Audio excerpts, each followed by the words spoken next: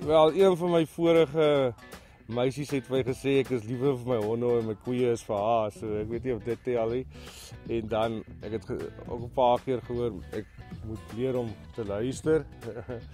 Dit wat ek geleer het uit die ou verhoudings is, ek het nie baie woorde nie, maar al wat ek kan sê is jaloersheid is 'n lelike ding.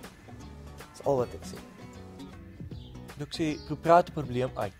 Sê so, as 'n haakplek is, sorteer dit so vinnig as moontlik uit. Al vertrou jy 'n persoon en sy bly 1000 km van jou af, sal 'n verhouding werk, maar as haar 'n persoon is wat mense vertrou nie, dan sal dit nie werk.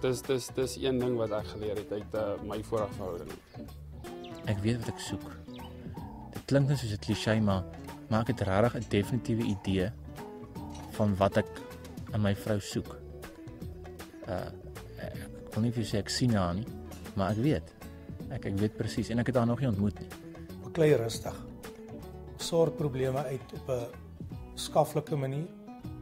En daar's geen rede of as jy skree op iemand anders, gaan jy net mooi niks aan daai situasie doen nie.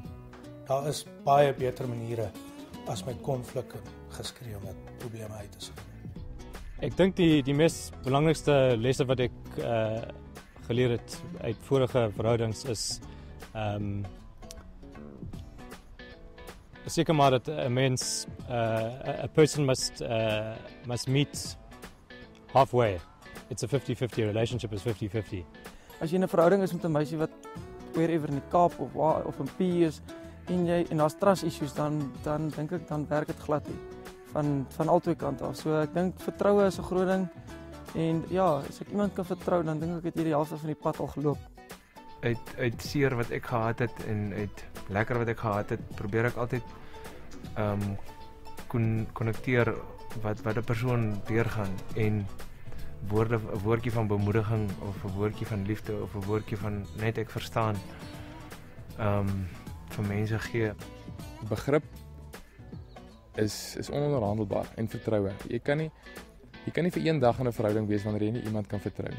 Ander ding is natuurlik, ek is nie baie hot op admin en so nie, so datums en sulke goed.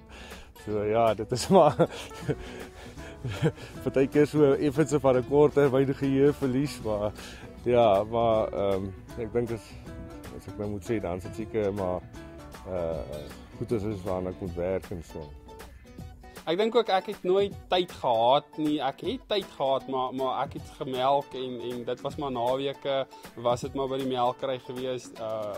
Meisie hou nie daarvan nie. Maar ja, ek dink nou het ek tyd in my lewe. Ek meen ek saai nou, ek plant November en ek stroop eers weer Julie. So ja, ek dink daar's 6 maande tyd vir vrou soek nou.